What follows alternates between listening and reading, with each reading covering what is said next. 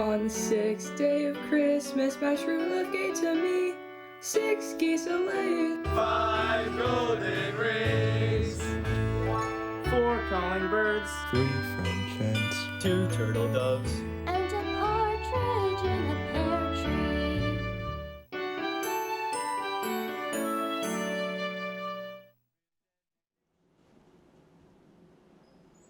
Good morning, Saugus. I'm Maria Morcos, and today is Tuesday, December 6th.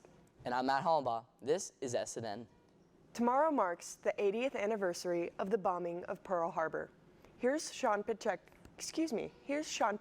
with more.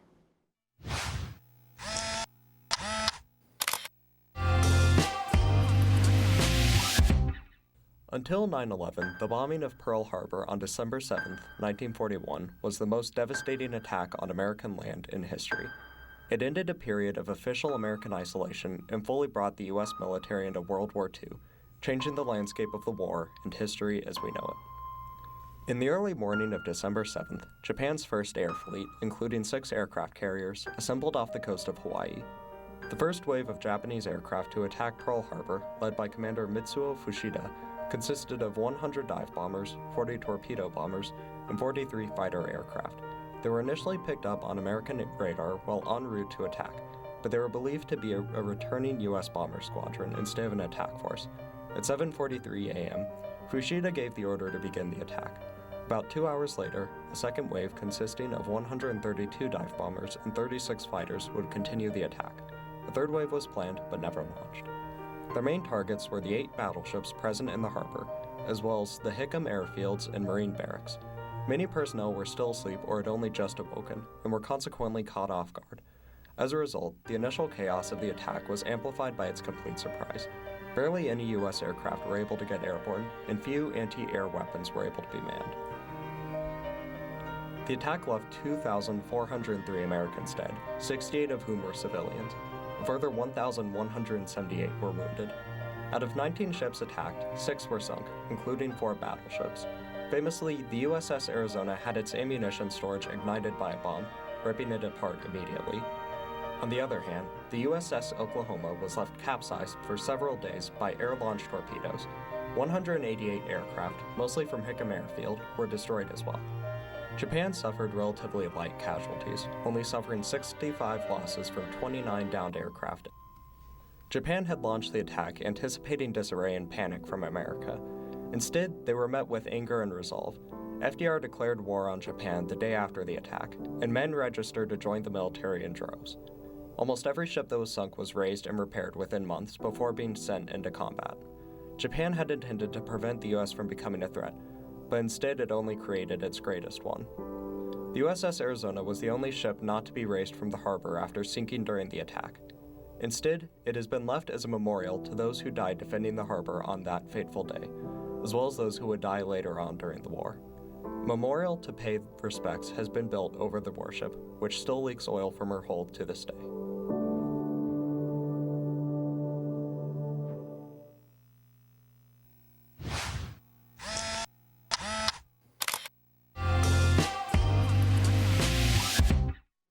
A day that will always live in infamy. Please stand for the flag salute. Please stand. Place your right hand over your heart. Ready, begin. I pledge allegiance to the flag of the United States of America and to the republic for which it stands, one nation, under God, indivisible, with liberty and justice for all. You may now be seated. Saugus Choir's holiday show is this Thursday, December 8th at 7 p.m. in the Performing Arts Center. Tickets are available for $10 on GoFan. The choir and band winter concert will be this Friday in the Performing Arts Center at 7 p.m. Tickets are available on GoFan for $10. The first 500 seniors to purchase a yearbook will receive a special Class of 2023 bonus. There are currently 400 seniors who have already purchased yearbooks and are guaranteed one of the 500 surprises when they are distributed. Yearbook prices increase to $95 on January 1st. They can be purchased in the ASB office, in the ASB online store, or on yearbookforever.com. Now, let's go to Sophia Card with today's Saugus Sports Update.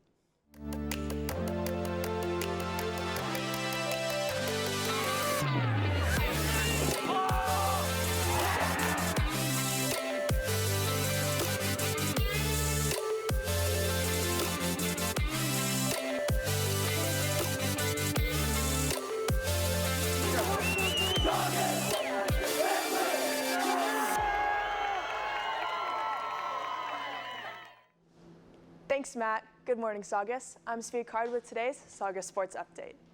Today, girls basketball plays against Hart at Hart. JV plays at 3:30, varsity plays at 5, and Frosh plays at 6:30. Boys basketball plays against Hart. JV plays at Saugus, and varsity plays at Hart. JV plays at 3:30, and varsity plays at 6:30. Also today, girls soccer plays against West Ranch at West Ranch. Varsity plays at 3:15, and JV plays at 5. Frosh girls soccer plays against Valencia at West Ranch at 6:30. Boys soccer plays against West Ranch at Saugus. Varsity plays at 3:15, JV plays at 5, and Frosh plays at 6:30. Tomorrow, girls basketball plays Birmingham at Birmingham. Varsity starts at 5. Good luck to all of our Centurion athletes. Boys lacrosse tryouts will be on Wednesday, December 7th from 6 to 8:30 on the football field. Remember to bring full gear and weight room apparel. If you have any questions, see Coach Barbosa in room M1305. Track and field tryouts will continue on Wednesday, December 7th, on the track at 3. If you're interested in trying out, see Mr. Stanley in room M1302 to sign up. That's all for me. Now, we would like to celebrate the many years of service of our attendance technician, Mrs. Shwamb.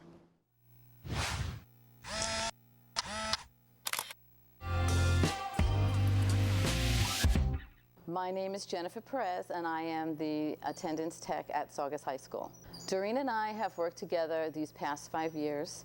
She has been an attendance tech at Saugus High School for 10 years, so I have been trained by the best. We have many great memories together. Both of us are actually from the East Coast. We're from New York. She is the Long Island girl, and I am the city girl. So when it comes to our sense of humor, we're always both on the same page. We have made our work day a special place because we kind of bounce off of each other, and it's been a pleasure working with her. I have several favorite things about Mrs. Shwamb. One of them that not many people know is that she has this way of using interesting vocabulary. There's certain times I would be sitting there and I would hear her say, very verklempt or farfanugan. Sometimes I take my cell phone and I try to put the word in there to see what is she saying. I don't get it. But it's just her way of communicating, and I've kind of grown accustomed to that, and we kind of have fun with using special words in different circumstances and things like that. But another thing that very many people know about Doreen is that she has this superpower. It's an uncanny recall of remembering dates and numbers. So for example, if you were to tell her your mom's birthday is January 8th, 1926, a year from now in conversation with her, she would say, oh, and by the way, tell your mom I said happy birthday. I don't know how she does it. So she's great to have around because she's like, you have your own private calendar, okay? You don't have to remember your hair date or, your doctor appointments. She's always there to tell you, you have an appointment today or this or that. Now, on another note, if you are missing attendance from last Friday, November 18th, 2022, period 5, she's going to track you down because she won't forget that. She has been a great sport with me. She does not like her photo taken, but I do enjoy taking people's photos and photoshopping them in certain situations. So there were times if I said to her, Doreen, act like you're picking an apple off a tree, she'd be like, okay. Or, oh, could you just lay down there for me? I want to get a photo of you like this. She'd be like, okay. And she would do it. She played along with everything that I did. I have her in many different places in many different countries, and it's been so much fun having her do that for me. One of our favorites is this one right here. We are leaving the plaza. We had lunch at the plaza in Manhattan on a snowy day in New York City, and that happens to be one of our favorites. So it's been a lot of fun and enjoying it, and she's been a great sport with that. Also, what she does tolerate on my half as well is these these Dodgers. I am a big Dodger fan. She tries to keep up with me to see what's going on, and there'll maybe be an afternoon on a Friday where she'll say, Jen, are you going to go to the World Series game tonight, or you have a playoff game, or Jen, and I'm already out the door in an Uber on my way to Dodger Stadium. But on a serious note, now I feel very verklempt. That's one of her words, and it does mean emotional. I would like to thank her for her friendship. It has been such a pleasure working with you. We've had such great times. We've had sad times too. But honestly, working side by side with you has been a great experience for me. Sometimes being 3,000 miles away from home and having that connection with the person next to you, I've always had. Felt comfortable and enjoyed every single day working with you. I love you. You're my favorite Goomba. And I wish you the best, a blessed and happy retirement. Enjoy with Fred and your children and your beautiful grandchildren. Thank you.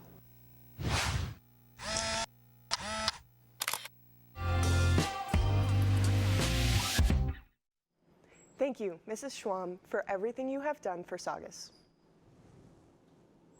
Math tutoring is available on Tuesdays and Thursdays at lunch in room J1011. Drop-offs are not accepted for meal services or parents. If you need to pick something up from your parents, meet them at the front gate during passing periods, brunch, lunch, or open periods. Freshmen, Common Sense is hosting Cocoa and Cram tonight from 6 to 8 p.m. in the X building.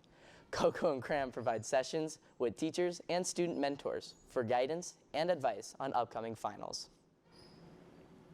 That's all for today. I'm Maria Morcos. Stay tuned for SNN Radio for our holiday music.